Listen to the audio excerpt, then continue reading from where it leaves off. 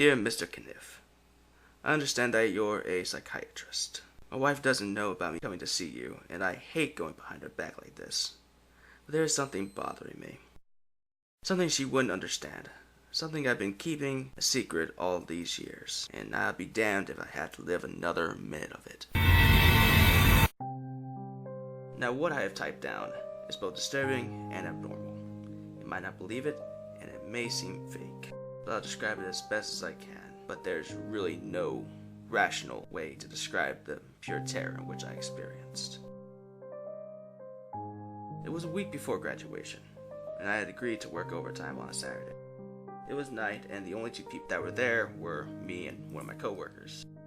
Now, there were a few stories that everyone in the maintenance department joked about there being ghosts and stuff in the old basketball gym that was connected to the high school, which is now being used for supplies, or at least a supplies closet.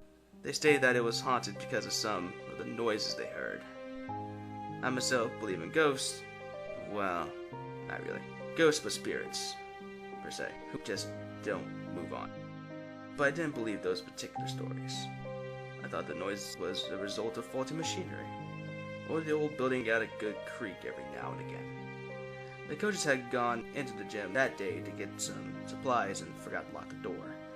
My coworker asked me to go ahead and take care of it, and then continued buffing the rest of the hallway on this side of the high school.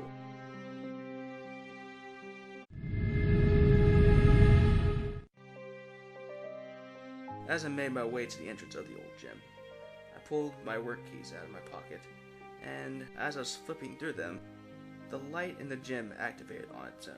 Now, before you start thinking that it's one of those motion sensor lights, it wasn't. It was just a regular old switch light.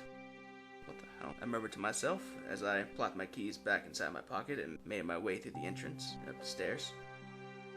It was somehow switched on manually. How the hell did this happen? I thought to myself, questionably. No one else was here, and my coworker was on the other side of the building. I reached slowly towards the light switch with a confused look on my face and let the switch down, and unsurprisingly turned the light off. I shrugged, and as I turned, I saw something in the darkness at the other end of the gym. The shape of a man standing just underneath the basket. Hello? I called, and then proceeded back towards the light switch, turning it on. As soon as the light came on, the man was gone.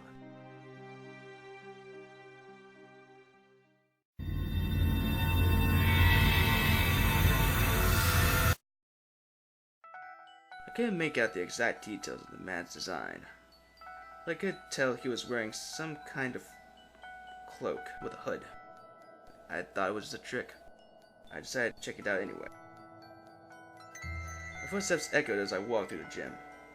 As I got to the exact position where I thought I saw the man standing, I looked around, and there was no sign of anyone ever had been there.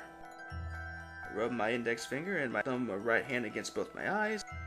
At that point, I just wanted to get things done so I can go home and get some rest. So I ensued yet again toward the light switch, and just as I got to the corner of the court, I felt cold.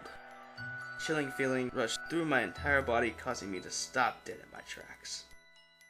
Everything was silent for a moment. Then I heard a whisper in my ear. It was a little girl's voice. I looked around surprised and fearful at the same time, looking where the voice had come from. But my search was cut short. The double doors I came through slammed shut firmly, and the lights would shut off once again. The only thing I was thinking at the time was that my coworker was playing some kind of sick joke. Beat the shit out of him, I thought. The gym was dark and silent as I was. I was practically glued to the spot I was standing, and my heart was pounding so hard in my chest I thought it was gonna pop out. It was then I heard the distant sound of muffled footsteps emanating from the direction of the double doors.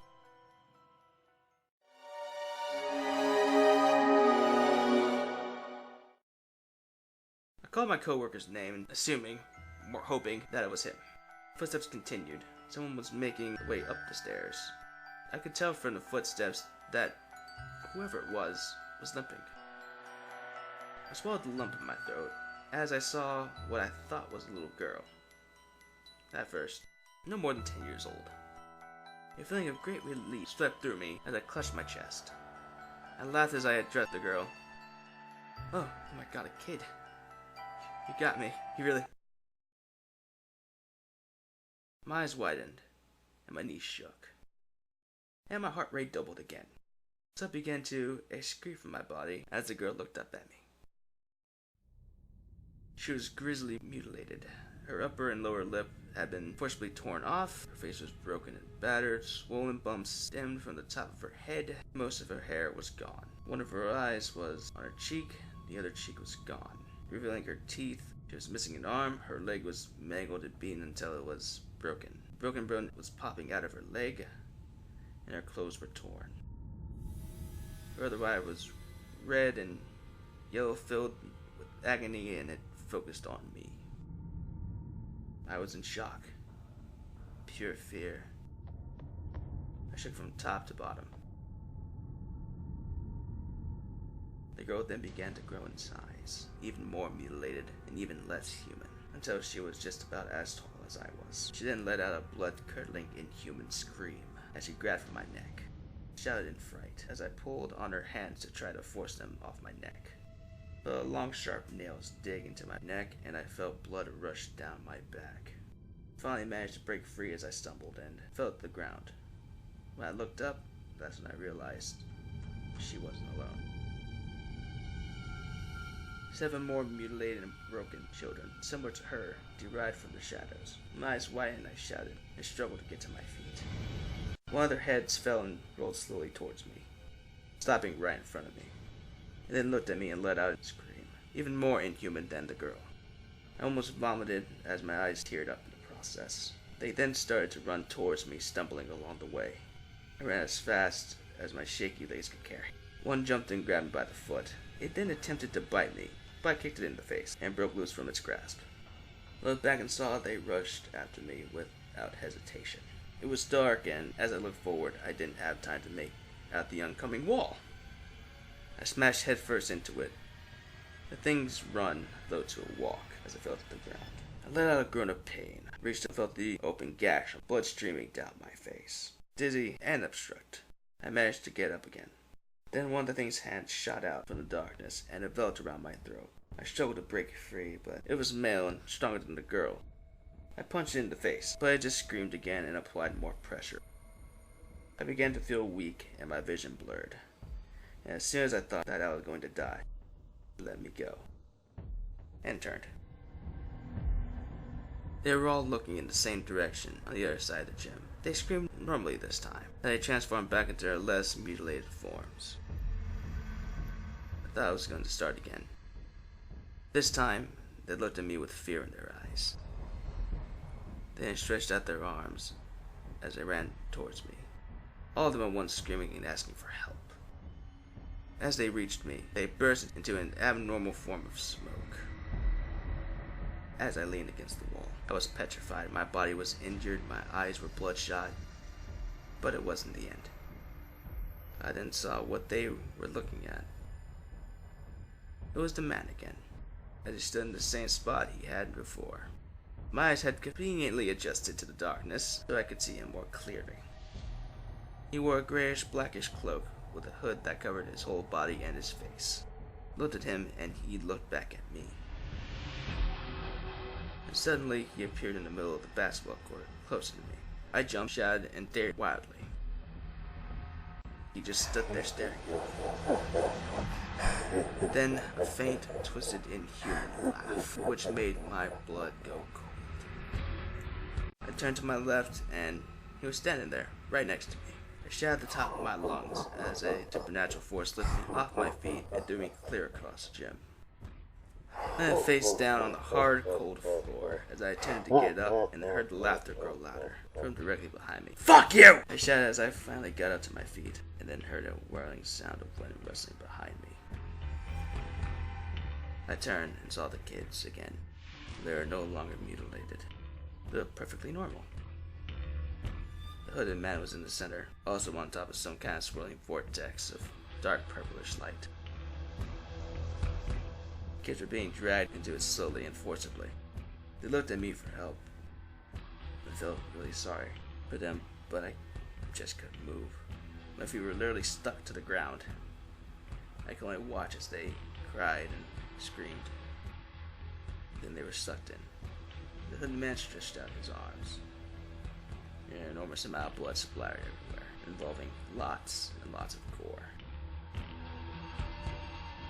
Afterward, everything was quiet.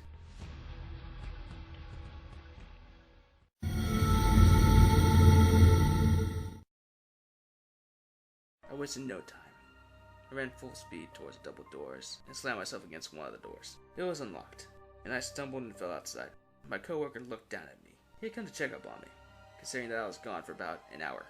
I got up and I ran, anxiety consuming me. He called after me, "Hey, where you going? What the hell happened?" I know you must think I'm crazy. If you do, I don't blame you. Hell, hope I am. Just please help me. You know, that's what I remember most of that night. The kids. Screaming, "Help us," over and over and over again.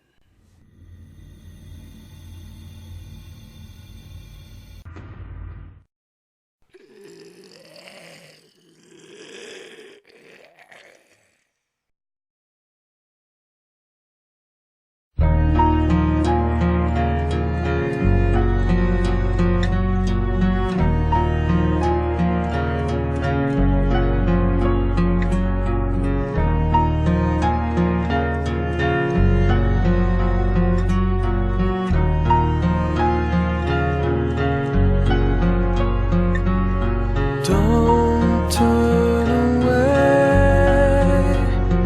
I pray you've heard the words I've spoken. Dare to believe over one last time. Then I'll let